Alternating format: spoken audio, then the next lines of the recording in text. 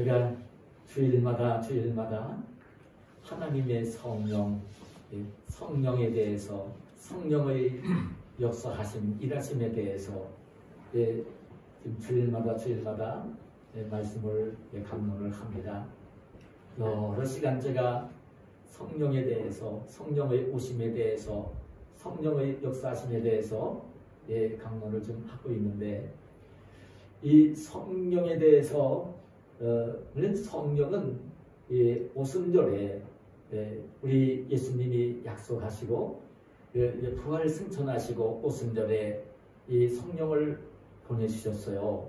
그래 오신 성령은 예수님을 믿는 사람들의 심령 속에, 마음 속에 함께 해주시고, 정말 예수님을 믿는 사람들과 함께 해주시고 동행해 주시는 그분이 바로 성령 하나님이세요. 근데 물론 성령은 오순절 성령은 오셨는데 구약 시대에도 성령이 없으셨던 것 아니세요? 하나님이 천지 만물을 창조하실 때 성부 하나님과 이미 성령, 신이신 성령 하나님이 성자 예수님도 함께 계시면서 천지 만물을 창조를 하셨어요. 그 구약에도 성령이 끊임없이 역사를 하셨어요. 그런데 이제 구약의 성령을 보면 임했다가 떠나가는. 그런데 신약의 성령은, 오순절 성령은 오셨다가 떠나지 않으시고 오늘 믿는 자와 함께 영원히 함께 해주시는 그분이 성령 하나님이세요. 근데 특별히 오늘은 제가 성령의 역사를 주로 보면 우리 신약시대 예수님이 오셔서 사역하시고 난 내용들을 기억한 이 복음서를 말고 오늘 사도행전이 제자들이 함께 하시며 기도하면서 우리 예수님이 승천에 올라가시고 약속하신 성령을 보내주시고 난 일들을, 그때부터 이제 사역을 기록해 간 것이 여러분 사도행전의 역사예요. 그래서 사도행전은 사도들이 전에 이렇게 증거한 그 말씀들을 기록했다고 해서 사도행전이라 불리기도 하지만, 하나님의 성령이 역사를 하신 내용들을 기록을 하고 있어서 성령행전이라 이렇게 불리기도 하는 것이에요. 그런데 특별히 이 구약 성경에 보면 이 신약 시대에 임하실 성령을 예언해 주고 있는 그 말씀이 있어요.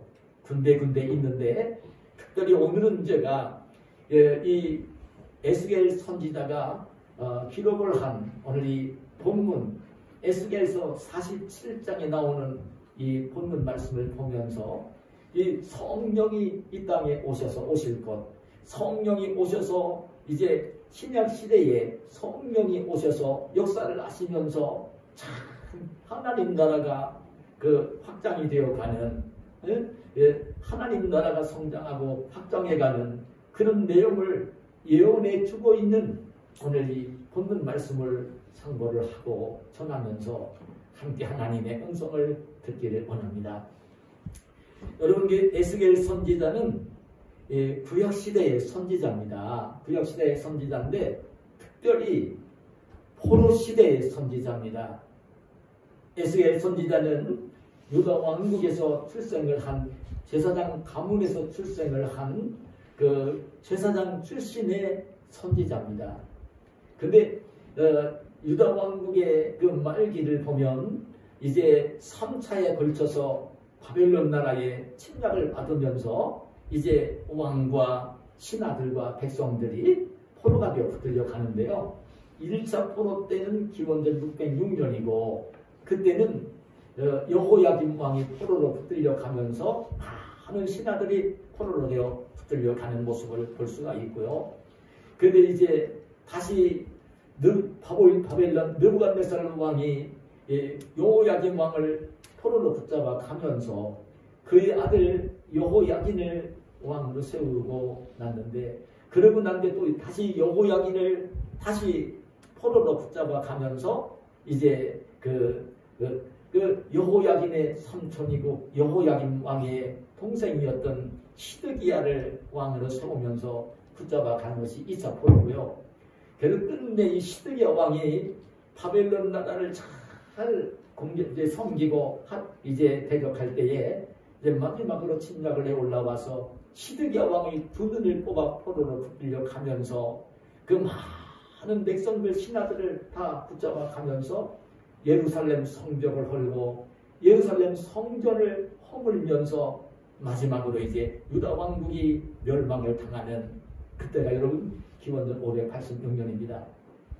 근데 오늘 이 본문에 부름받아 사역을 감당한 에스겔 선지자는 두 번째 포로 때에 기원전 597년에 포로로 붙들려 갔던 선지자입니다. 포로가 되어 붙들려 가서 바벨론 나라 그발 강가에서 함께 포로가 되어 붙들려간 유다인들과 함께 포로 생활을 하고 있을 때였어요. 근데 그때에 포로가 되어 붙들려간 지 5년째 되던 해에 이 에스겔이 30살, 30살 먹었을 때에 선지자로 부름을 받아서 이제 포로가 된 포로의 몸으로 바벨론 나라 그발 강가에서 포로 생활을 하면서 함께 붙들려온 동족들에게 하나님 말씀을 전하고 가르치고 이제 그렇게 용기와 소망을 불어넣어 주었던 선지자, 그게 에스겔 선지자입니다. 근데 이 에스겔 선지자는 그렇게 이제 하나님께 선지자로 부름을 받아 선지자로 사역을 하면서 부름 받은 지 20년이 되던 해에 그 놀라운 신비 체험을 합니다. 그 에스겔 선지자의 몸은 바벨론 나라 그발 강가에 있는데 하나님이 에스겔의 몸에서 영을 데리고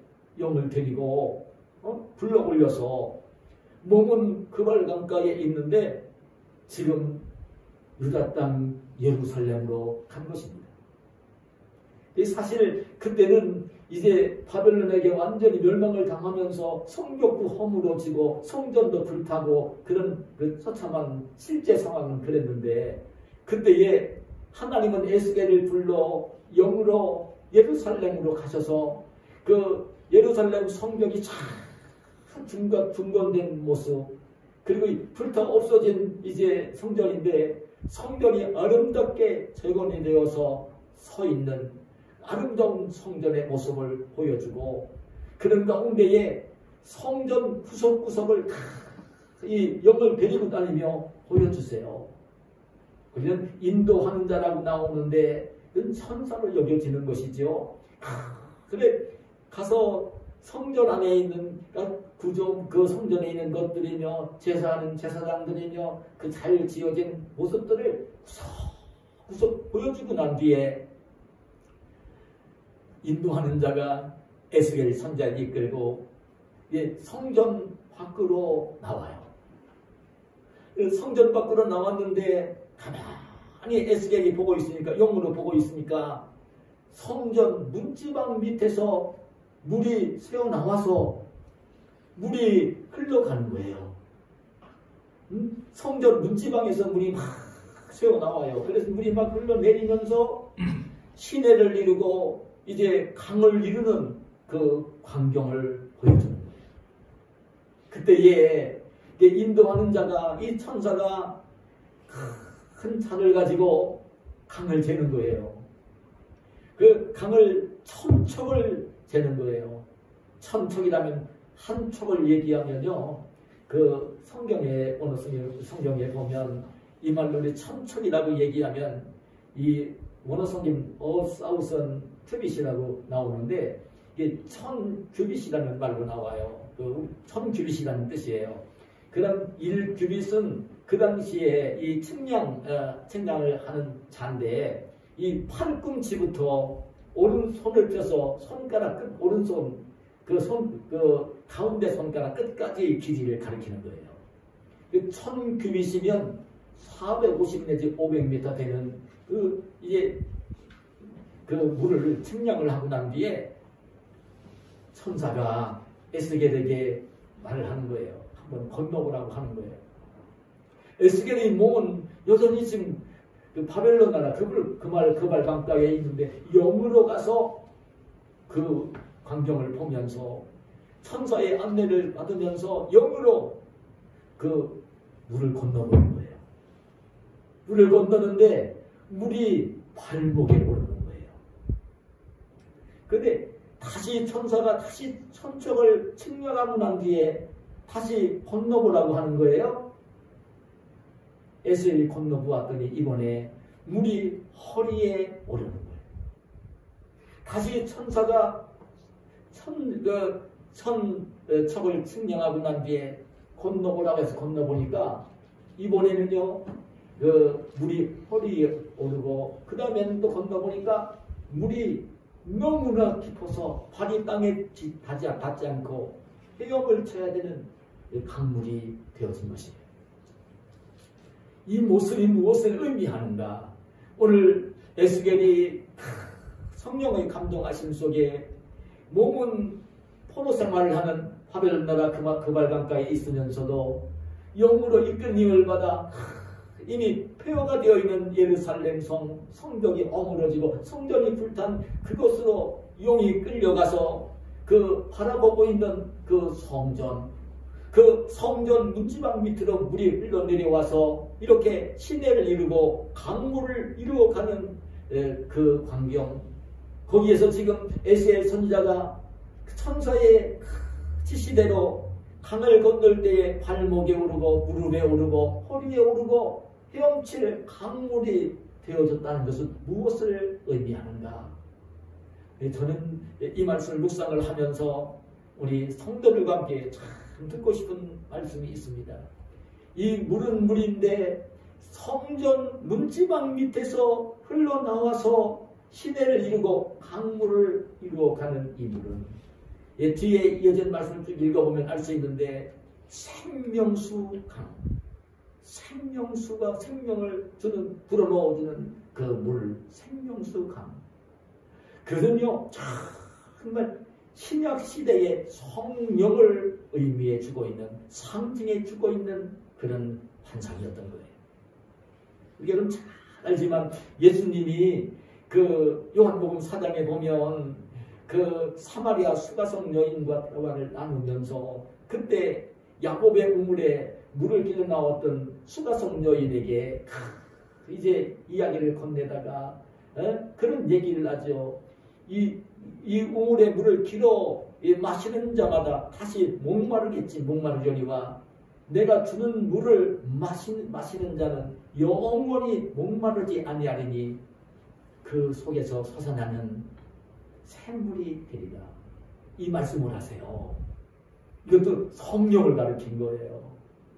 사람이 육신적으로 목마를 때 마시는 이 샘물, 그 마실 때마다 이 육신적으로 무슨 욕구를 채우기 위해서 하는 것마다 다 목말라지죠. 그런데 예수님이 주시는 성령을 받게 되어지면 그 영원히 목마르지 않는 그 배에서 영생하도록 솟아나는 샘물이 되어지는 그 사실 성령을 의미하는 말씀이에요.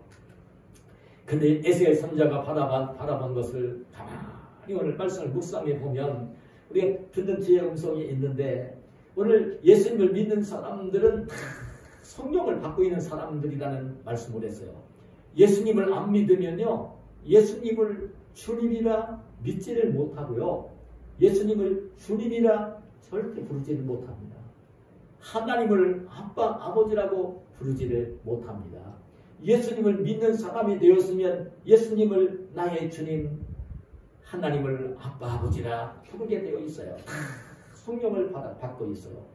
근데 오늘 그 물이, 성령이 발목에 오르고 무릎에 오르고 허리에 오르고 이제 온몸을 덮을 정도로 헤엄을 쳐야 되는 물이라고 하는 이 물이 성령이라고 할 때에 이 말씀의 의미가 무엇을 의미해 주는가?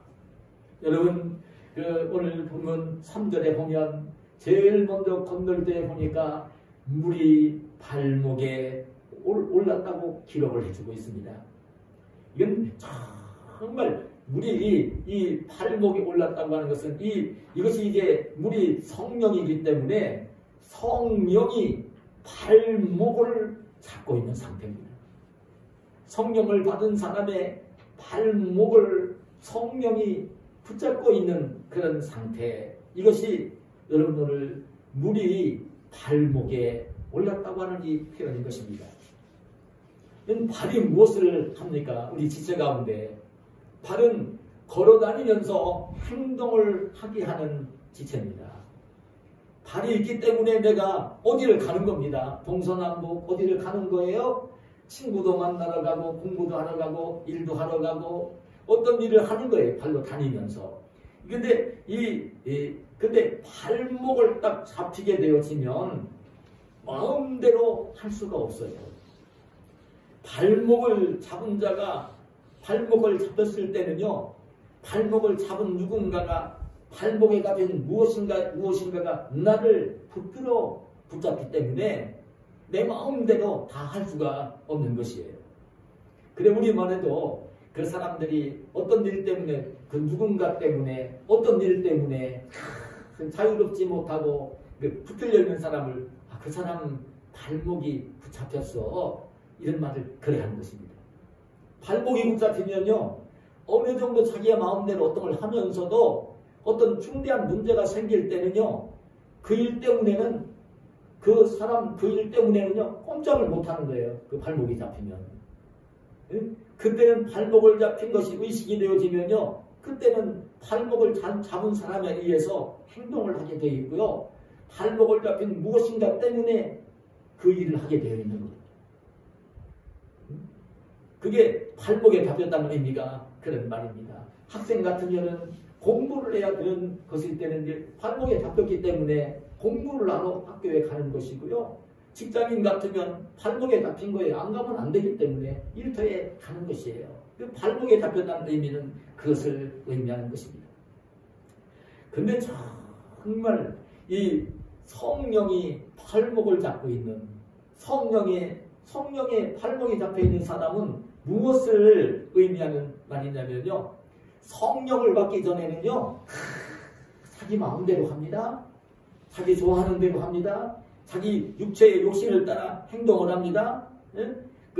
누구도 간섭할 수 없습니다. 예수님 믿기 전에 그 성령을 받지 않았을 때 이방인이었을 때는요. 다 자기 마음대로 합니다. 자기가 어디서 왔는지 왜 살고 있는지 어디로 가는지 알지를 못하고요. 눈에 보이는 세상 나라가 전부인 줄 알고요. 이 세상에서 자기가 좋아하는 것, 이 세상에서 자기가 더 출세를 하고 돈을 더 많이 벌고 더 보람 있게 살려고 하는 세상에서만 어떻게 더 잘 살려고 하는 이 욕심을 가지고 욕심이 요구하는 대로 이기적인 마음으로 생각도 하고 말도 하고 행동을 하게 되어지는 것입니다. 그런데 인생은 마음대로 되는 것이 아니기 때문에 그냥 근심을 하고 염려를 하고 무엇을 마실까 무엇을 입을까 근심을 하면서도 그래도 하나님 예수님 안 믿고 성령에 붙잡히지 아니하면 자기 마음대로 갑니다. 그런데 성령의 발목이 딱 잡히면 성령의 발목이 잡히면 정말 예수님을 믿게 되어지면 아직 신앙이 어리다 하더라도 성령에 붙잡히게 되어지면 자기 마음대로 많은 것을 하고 있으면서도 발목이 붙잡혔으면요 그냥 기본적으로 주일날이 되어지면 예배를 드리러 교회당에 올라오고요 성령이 발목에 잡혔으면 누구를 만나도 나도 교회 다닌다는 얘기를 하면서 예수 믿는다는 얘기를 합니다. 성령에 붙잡힌 사람은요 그렇게 합니다. 유지를 하는 것입니다. 왜냐하면 하나님의 성령을 받아서 성령이 딱 붙들고 있으면요 기본적으로 붙잡는 거예요. 성령이 붙잡는 거예요. 그렇기 때문에 막된 행동을 하지 못하도록 하나님의 성령이 그렇게 역사를 하기 때문에 이제 끌려 다닐 수밖에 없는 거예요. 성령에 붙잡히는 경우는 다양합니다. 하나님의 성령을 받고 신앙생활을 시작할 때는 아주 다양하게 신앙생활을 시작을 합니다. 잘 믿는 가족이라든지 친한 친구라든지 이웃이라든지 전도를 받으면서 예수님 앞으로 이 교회로 올라오게 되고요. 그리고 이제 정말로 어떤 사람 같은 경우는요, 자기가 예수님 믿지 않고 세상을 살면서 세상살이 하면서 자기 좋은 대로 힘들게 모든 것을 하려고 막 몸부림치고 하다가 사업에 실패를 한다든지, 아니면 중한 질병에 걸렸는데 자기가 아무리 노력해도 할 수 없는 어려운 일을 만난다든지, 그래 어떤 사람과의 관계 속에서 아무리 몸부림쳐도 해결할 수 없는 고통스러운 문제를 만난다든지, 사업을 하다가 막 실패를 해서 그냥 눈물겹게 살고 싶지 않은 상황이 막 벌어질 때에, 그때는요 자기 발로 이 교회를 찾아오는, 예수님 앞으로 나오는 사람도 있습니다. 근데 그렇게 나와서 발목에 잡혀서 신앙생활을 하게 되는 모습을 봅니다. 제가 일전에 교회 대형교회 목사님이 쓴 글을 읽다가, 한 교회를 심한 목사님이 쓴 글을, 자기 교회 한 성도를 참 그렇게 간증하는 글을 읽었습니다. 어떤 이야기냐면요, 자기 교회에 정말 예수님 안 믿던 사람이 정말 사업에 큰 실패를 하고 많은 빚을 지고 파산을 한 사람이 찾아왔다는 것입니다. 사업에 실패한 그 사람은 살고 싶지가 않아가지고요, 차를 몰고 다리 밑을 지나갈 때는 다리가 무너져 죽으면 좋겠다. 다리 위로 차를 몰고 가다가는 그냥 핸들을 꺾어서 강물로 그냥 떨어지고 싶다. 살고 싶지 않다. 죽고 싶다는 생각을 늘 하고 살았던 거예요. 그런데 어느 날 이분이 이야기를 들으니까, 그 교회 큰 교회 목사님인데, 그 목사님이 정말 많은 교인들을 유혹을 해가지고 돈을 많이 벌어서 큰 교회를 큰 교회를 세웠다는 이야기를 전해 듣게 되었어요. 알게 되었어요. 그래 이분은 예수님을 믿고 신앙생활을 하기 위해서 교회를 찾아온 것이 아니라, 그건 못 찾아온 게 아니라, 그 목사가 어떤 재주를 가지고 어떻게 교인들을 잘 미혹을 해가지고 그렇게 돈을 많이 내게 만들어서 큰 교회를 만들었는지 한번 내가 좀 알아보고 싶다. 그래 이제 돈을 어떻게 하면 많이 벌 수 있는가, 그 고민을 하다가 이제 그 교회를 찾아오게 되었던 거예요. 찾아와서 이제 교회에 와서도 내가 그 목사가 어떤 설교를 해도 미혹을 당하지 않고, 나는 돈 내는 사람이 아니라 미혹을 당하지 않고 정신 똑바로 차리고 절대 미혹을 당하지 않고 정신을 차리면서 어떤 재주가 있길래 그렇게 사람들이 돈을 내게 많이 만드나, 이제 그 기술을 배우려고 와가지고 목사님의 설교를 듣게 되었어요. 정신을 똑바로 차리고 그 말씀을 듣고 있는데, 근데 어떻게 해서 그 돈을 교인들이 많이 내게 하나, 그걸 이제 알아보려고 듣고 있는데, 돈 얘기는 안 하고요, 그냥 복음 이야기만 목사는 할 수밖에 없으니까 복음 이야기만 하는 거예요. 가만히 듣다 보니까 이분이 자기를 돌아보게 된 거예요. 자기는 돈만 쫓아서 막 생활을 했는데, 사업을 하고 지금 사업을 망해서 지금 고난을 겪고 있고 고민을 하고 있는데, 돈 버는 생각만 머릿속에 잔뜩 하고 있었는데 어떻게 하면 이 어려움을 이길 것인가를 방법을 생각하고 있었는데, 그런 얘기는 하나도 안 하고 하나님 이야기, 예수님 이야기, 성경님 이야기, 복음 이야기만 잔뜩 하는 거예요. 근데 그 목사님의 설교를 들으면서 이 사람이 생각을 했어요. 자기를 돌아보게 된 거예요. 자기를 돌아본 거예요. 자기 자신을 생각해 본 거예요. 자기가 인생을 어떻게 살아왔는지 자기를 돌아보게 되었고, 자기가 지금 하고 있는 일들을 생각해 보았고, 어려운 일 만난 것들을 생각해 보았고, 이제 참 그런 생각을 가지게 되었어요. 그런데 설교 끝나고 난 뒤에 예배를 마치고 집으로 돌아오면서도 이분은요, 에이, 돈 많이 버는 것을 가르쳐 주진 않네. 실망을 하고 돌아오면서 다시는 교회 안 갈 거야. 그 생각을 하고 돌아왔어요. 그런데 자신도 모르게 그 다음날 또 주일이 됐는데, 예? 그냥 교회를 자기 스스로 걸어가는 거예요. 그 다음 주일도 또 교회를 오는 거예요. 그 다음 주일도 또 교회를 오는 거예요. 하나님의 성령이, 말씀을 듣고 있는 그분의 마음속에 하나님의 성령이 그분의 영혼을 붙잡았던 것이죠. 성령에 붙잡힌 거예요. 그런 가운데 한 주, 두 주 계속 교회를 올라오면서 정말 복음이 깨달아지고 믿어져서 예수님을 믿게 되었고, 예수님을 믿는 믿음을 가지고 정말 자기가 돈을 벌어서 자기의 부귀와 영광을 위해 인생을 살겠다는 꿈을 가진 것이 아니라 정말 이제는 주님을 위해, 복음을 위해서 이제 인생을 살겠다는 새로운 결심을 가지고 새로운 사업을 시작을 했고요. 그런 가운데 그 사업이 이전보다 더 크게 성공을 하는 사업가가 되었다는 거예요. 여러분, 실제적으로 오늘 신앙의 인격이 성령의 발목이 잡혔다는 이야기는 신앙이 성숙한 신앙을 가리키는 것은 아닙니다. 성령을 받았어도 자기 생각대로, 자기 좋은 대로, 자기 욕심대로, 자기 자존심대로 많은 행동을 하게 되지요. 신앙이 어린 상태를 가리키는 말인 것입니다.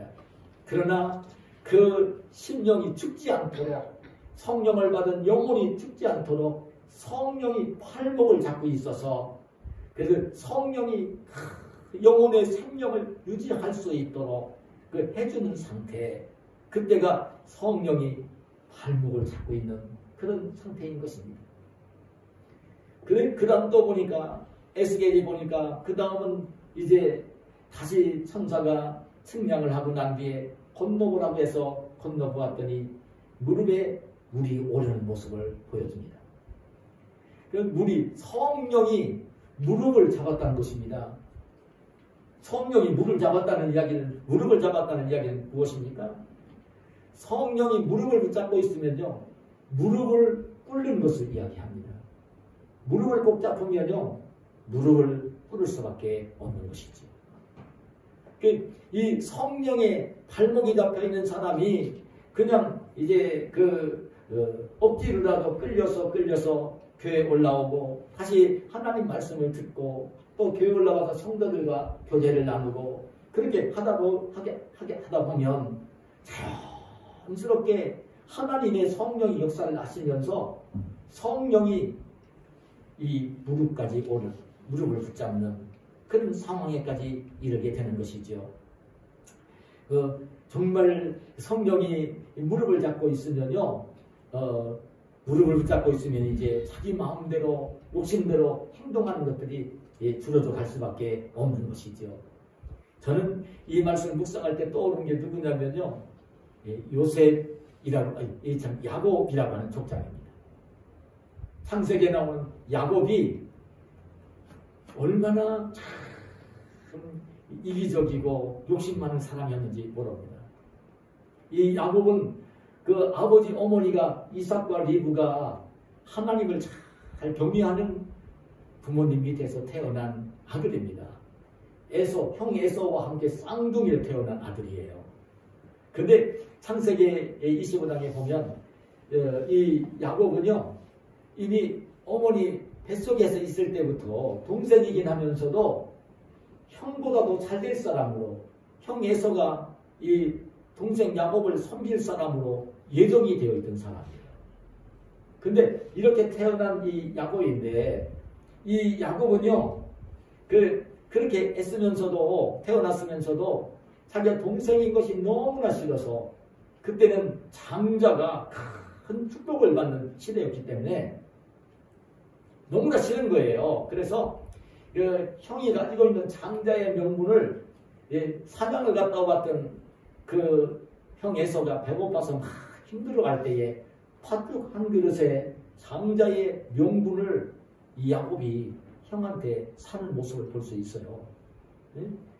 그리고 아버지가 나이를 많이 먹어서 그렇게 이제 연로해서 눈이 이제 흐려졌을 때에 형 에서로 군장을 하고 들어가서 아버지에게 장자의 축복을, 형이 받을 장자의 축복을 가로챘던 따지고 보면 동생도 속이고 아버지도 속이면서 축복을 받고 싶어서 자기 이기적인 욕심으로 그렇게 욕심을 부렸던 야곱인 것을 우리가 알 수 있죠. 그 사실을 알게 되니 에서가 미워하면서 형제간은 그런 문제가 걸리면요. 부모는 자식을 사랑하지만 형제간은 되지 않아요. 죽이려고 하니까 어머니 배려 속에 야곱은요. 애가 집으로 도망을 쳐야 했던 야곱입니다. 그때까지는 다 그 자기 욕심을 가지고 살았어요. 따지고 보면 이 야곱은요. 모태신앙으로 태어난 사람이에요. 아버지 어머니가 하나님을 잘 공경하는 뱃속에서부터 신앙을 가진 모태인 신앙으로 태어난 아들이 사람이 야곱입니다.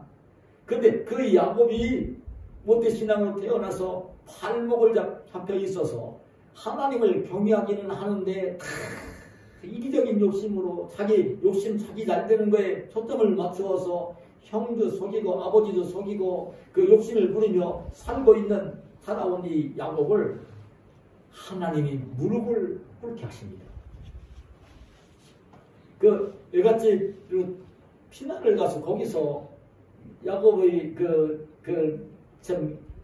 외갓집에서 레아와 라헬과 결혼을 하고 가정을 이루고 자녀들을 낳고 난 뒤에 20년 만에 부모님이 계신 고향으로 이 야곱이 가족들을 데리고 돌아오게 되잖아요. 돌아오는데 20년 전에 자기가 장자의 축복을 가로챈 것을 알고 자기를 죽이려고 했던 형 에서가 두려운 마음이 들어서 이제 사람들을 보내서 형 에서가 어떤 마음을 가지고 있는지 알아오라고 했더니 그때 동생이 온다는 이야기를 들은 이 에서는요 400명을 이끌고 동생 야곱을 죽이러 나오는 것이었어요. 그때 야곱은 어떻게 했습니까? 와서 이 야복강에 이르러가지고요 가족들을 먼저 야복강을 건네고 난 뒤에 그 형이 두려워서 건널 수가 없어요. 이 야복강을 죽이러 오는데 혼자 오면 마중을 나오는 것이지만 몇 사람만 나오면 마중을 오는 것이지만 400명을 데리고 온다는 이야기는 자기를 죽이러 오는 거거든요. 그때 야곱은 그때 큰 해결할 수 없는 문제였어요.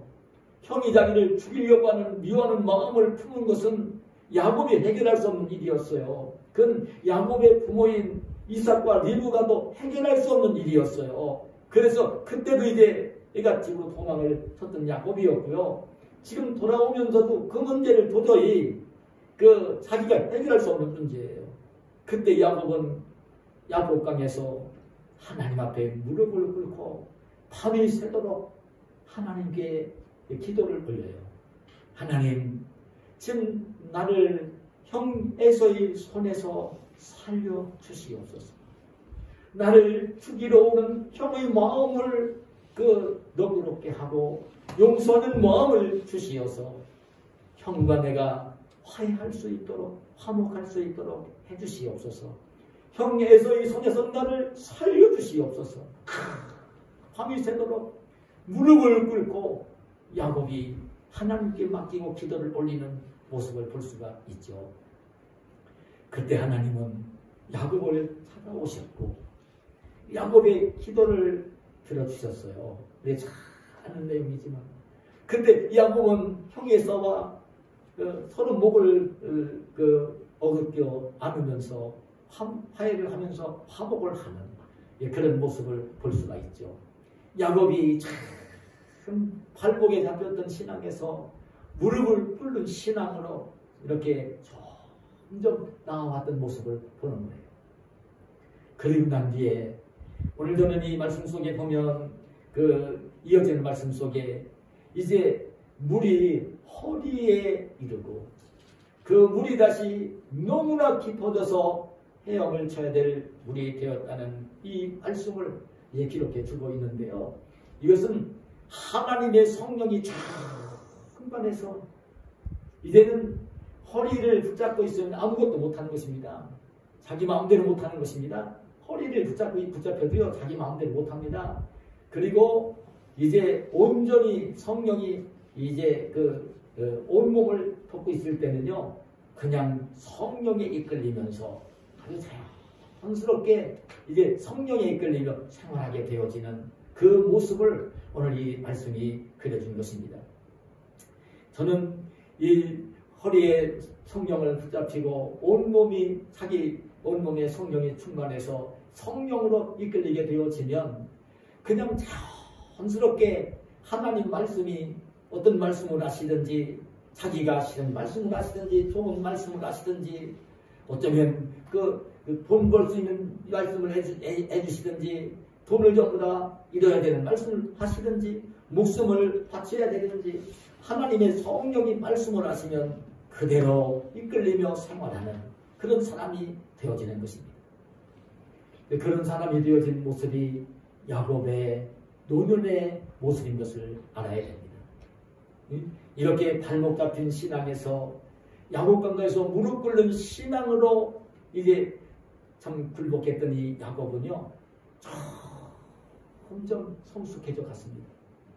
온전히 성령이 자기를 지배하는 성령이 말씀하시면 그대로 순종하는 성숙한 신앙으로 나아갔습니다.